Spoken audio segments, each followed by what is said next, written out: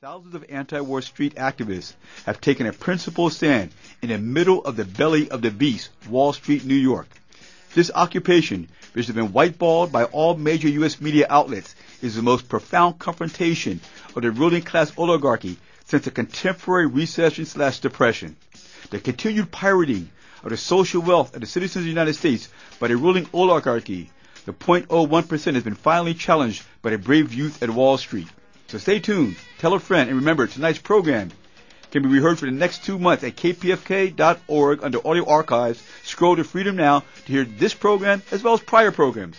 And as always, we stand ready for the revolution.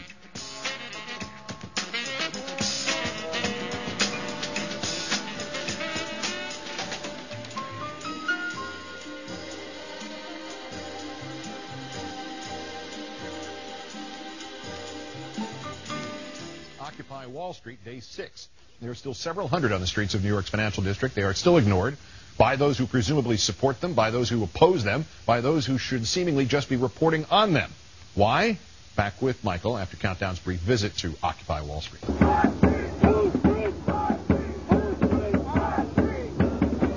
Continuing now with Michael Moore. I asked Will Bunch this question last night. Let me ask a version of it to you tonight. That's 2,000 or 500 or 50 Tea Partiers there protesting taxes or protesting stimulus or anything else they don't like on Wall Street. It's on the evening news, isn't it? Oh, absolutely. You wouldn't need that many Tea Partiers there. It would be the top story. And the same thing a couple of weeks ago when 1,000 environmentalists were arrested at the White House. Imagine 1,000 Tea Partiers arrested. I can't speak for why the networks have not covered this. This is really the very first, down on Wall Street, in the financial district, the very first attempt since the crash of '08 to take a real stand, and it's been powerful. And I gotta believe that even though it may only number in the hundreds right now, this is going to grow, not only on Wall Street, but in communities all over America. And I would encourage people watching this show to think about, okay, you can't make it to New York City, but there's a branch of Chase Bank in your town. There's a branch of Bank of America. And there's nothing preventing you from organizing a demonstration outside that branch with signs, with possibly even civil disobedience, to make your voices heard.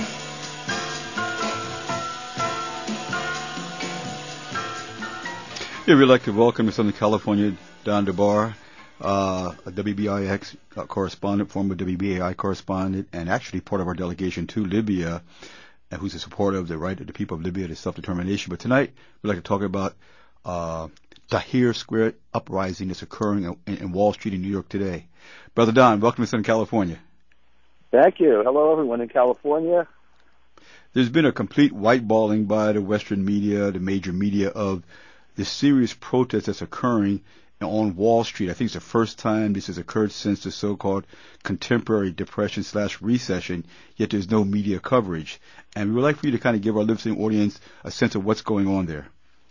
Yeah, well, first of all, I think the term is depression, and, there's no end in sight.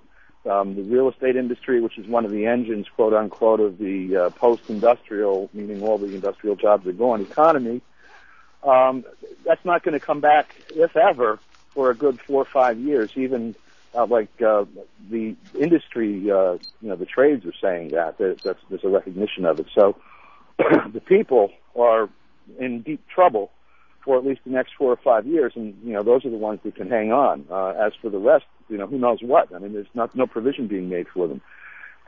At Wall Street, at Liberty Park, and they marched up to Union Square today and back. The numbers are now, it was around 5,000 people. Whoa. And they got rid of, it's growing. And today's the 8th day. They've been there. It rained all day and night yesterday, hard. They stayed there. And in addition to that, they're live streaming it. This is the People's Congress, by the way. What's happening is they're encouraging people to come, and they're sitting down, and everybody meets, 100, 500, even today with thousands of people, and they try to get a sense from everybody of what it is that they're there for and what the demands are going to be. But to the extent that there's been a unified slogan, it was, they got bailed out, we got left out. deal directly with the economic situation. And so they're streaming at livestream.com/global revolution. And they are, in fact, this is, in fact, a revolutionary action. They're looking to spark, the same thing across the country and to sustain it. We're looking at a massive demonstration in Washington, D.C., a similar type, also on October 6th. And I think that if people can organize properly, and, you're talking about, for example, going to Michael Moore was talking about going to a Bank of America or a Chase or whatever in your hometown. The idea is to stay there, though. You can organize a group of people, even if you start with 12, 2 dozen people, and stay there and grow it, so that, at some point, 2, 3 weeks from now, we have maybe hundreds of thousands of people in several cities in the United States or more. I mean, most people are hurting in this economy, and nobody is offering a solution.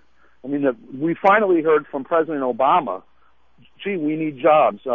Let's pass this jobs bill. And some very tepid and sort of nondescript program when they should be looking at taking direct control of some of the engines of the economy and forcing them to deal with the needs of the people here. And so, unless we make them do that, it's not going to happen. And, the only way to make that happen is the way people have done it in other countries. That's to get in the streets and to stay there until these institutions are under our control.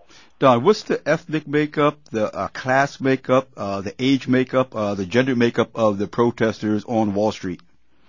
It started out mostly, I would say, in their 20s on average, and mostly white college kids. Mm-hmm. Although not all. There were a number of, I'm going by listening to people speak, the names they used, and their appearance on a live stream. But there were folks there were black folks, there were folks of that were Arabic heritage, Hispanic heritage mixed in. But I would say the majority at the beginning were mostly white college students. That's changed already. It hasn't changed enough yet, but the numbers are growing of everyone, really, age groups, ethnic groups, economic groups. The diversity is certainly expanding, and it has to grow a lot more than that. I think one of the things that would be useful would be for some folks in some of the neighborhoods like in Bed-Stuy and Harlem, and other communities of color around New York City to start bringing people in. And the model that they've used is really conducive to that, because if you show up, you get the microphone. Mm. And so the list of demands your demands goes on the list. And so, it's really, they're looking at a people's assembly they're not saying it, but it looks to me like they're looking to set up a people's government, starting there, and show people, model out for people how to do that. You have over 200 million people who have been adversely affected by the recession, and that's all potential cannon fire if they go out in the streets. What is in terms of the collective themselves in New York, do they have a vision of a national campaign where what they're doing on Wall Street can be done on the Wall Streets of every city in the United States? Because every city has a certain business district where they deal with insurance companies and the banking industry, the corporate offices for that particular area. What is their vision?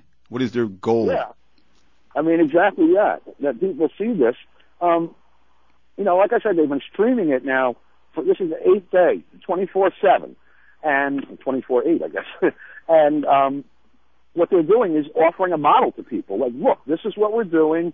Do something there too. There's a chat window that's going with people. There are people from Egypt there. There are people from California, people from Asia, people from Africa. That are involved in the conversation, and they have had between an average of 1,500 to 8,500 viewers at a time, steady over the course of the last 8 days. This afternoon, when I was looking for an hour or so before I left the house at 5 o'clock my time, the numbers were 5,700. These are people that are all over the world that are looking at this, and the people that are talking on it are saying, here's a model. We're building a people's assembly here. And one of the interesting things they're doing is that they'll have a group of people around the speaker, so the speaker will say a sentence and then the group will repeat the sentence in unison so that everybody else can hear it. Because the police have been raiding them and taking their amplification equipment away. Today they took their broadcast equipment away, their cameras and stuff, and fortunately there were other people there that had, it was redundant basically, so they were able to continue to broadcast. But the police are now trying to shut it down because if you watch this, you can see the potential for it to catch fire. Absolutely. What's the role of women in these demonstrations? Very prominent. And we're getting ready to close up, but stay on the line. But in the final statement, I know we at Freedom Now, and I know with KPFK, we're fully in support of, and hopefully we will make our contribution, not only as the media, but also as helping organize a mass protest against this oligarchical privatization of the wealth, the social labor wealth of citizens of the United States. We thank you very much, Brother Don. No problem. Thank you. Okay.